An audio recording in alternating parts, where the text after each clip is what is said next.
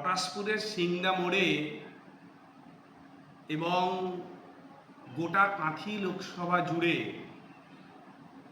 জনবিচ্ছিন্ন তৃণমূল কংগ্রেসের এই ধরনের আচরণ, পতাকা, ব্যানার, রাতের অন্ধকারে কাপুরুষের মতো অগণতান্ত্রিক এই কাজকর্ম প্রমাণ করছে যে তারা রাজনৈতিক এই লড়াইয়ের ময়দানে নেই।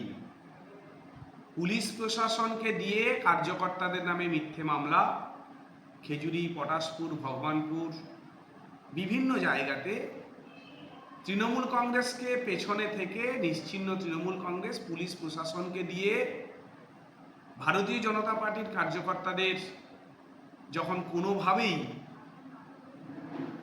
লড়াই থেকে থামাতে পারছে না, তখন এই ধরনের কাপুরুষোচিত কাজকর্ম করছে। মানুষ দেখছে, জনগণ দেখছে, গণতন্ত্রপ্রিয় মানুষ ভোটের ইভিএমে এর যোগ্য জবাব দেবে এবং দেওয়াল লিখন তারাই পরিষ্কার করে দিচ্ছে যে তৃণমূল কংগ্রেস গণতান্ত্রিক লড়াইতে কাঁথি লোকসভাতে নেই।